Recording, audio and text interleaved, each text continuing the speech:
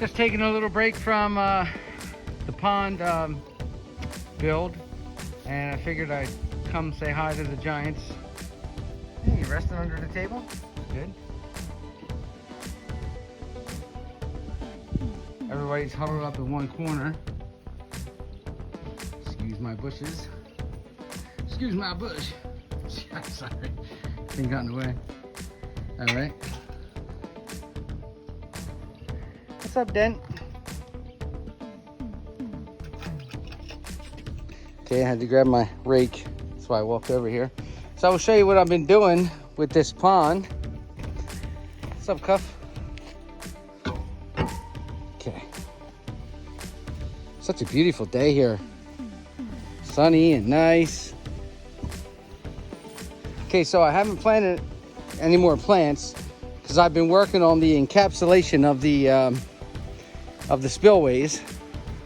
And what I mean is I'm putting vertical uprights in.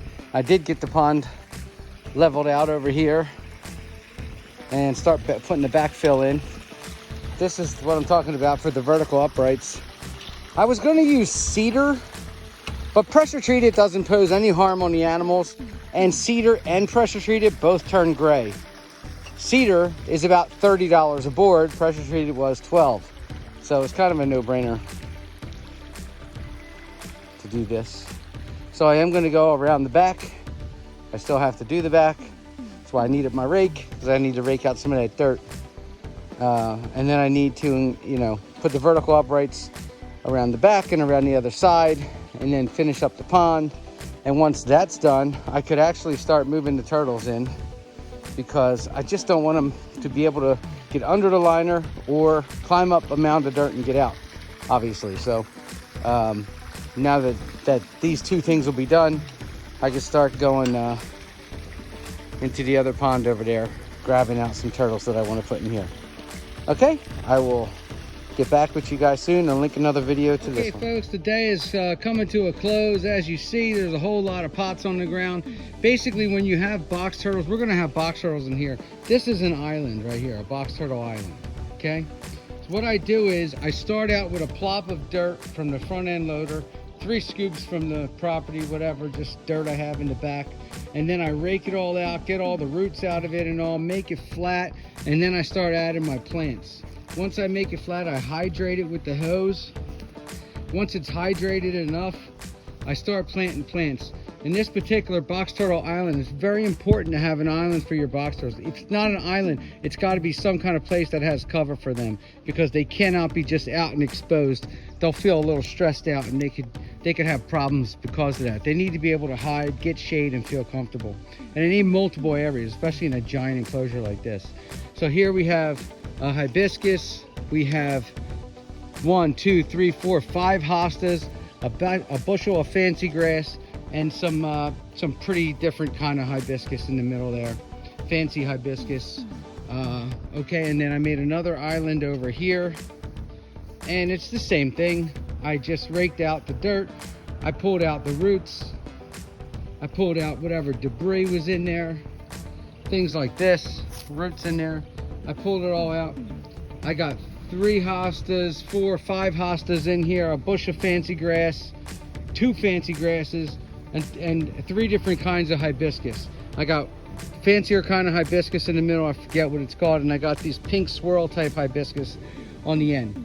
Okay, so there's going to be 3 of these islands. One of them is not done yet. It'll be done tomorrow. But 2 of these islands are done. It's very important. When you do these things, you have to water them every day for the first 2 weeks.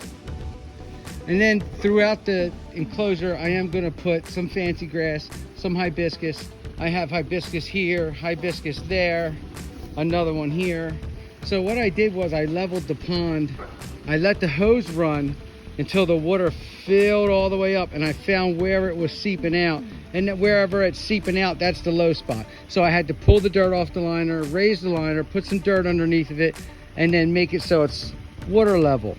That's called water level right there. So that's what I did, and now I have to backfill it all, make it all look like this.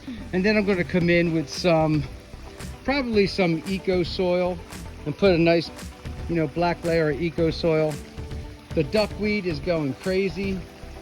It's only been a few days and it's already pretty clumped up. It's already spreading like crazy. It's clinging. There's two different kinds of duckweed. I got big southern duckweed right there, and then I got some other kind of small duckweed here that's clinging onto the anacarus bushes. The encapsulation of the spillways is complete with the vertical uprights. So I don't have to worry about animals getting under the liner, small animals getting in, chewing a hole. This, I still have to dig out some more because it's a little high. I did put a hosta back here,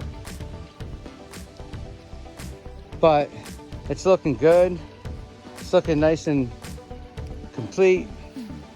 I'm almost ready for the animals.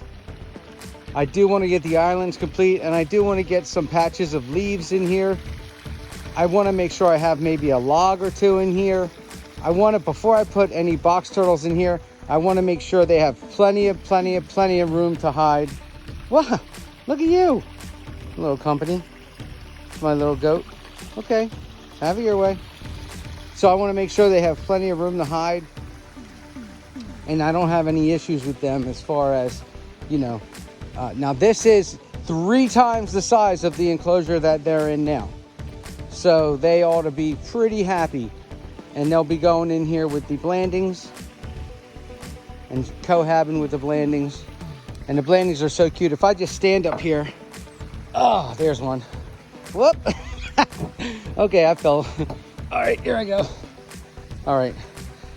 I think I freaked it out. They're waiting to get fed. There's 2 of them. I know you can't see them. I hate to step too hard on this. I know they've been laying their eggs, and I really ain't digging them up. Let's see if we get some Blandings to come back. Here's one swimming on in. She's like, "Give me some pellets, Daddy." Oh, that's one of my little originals.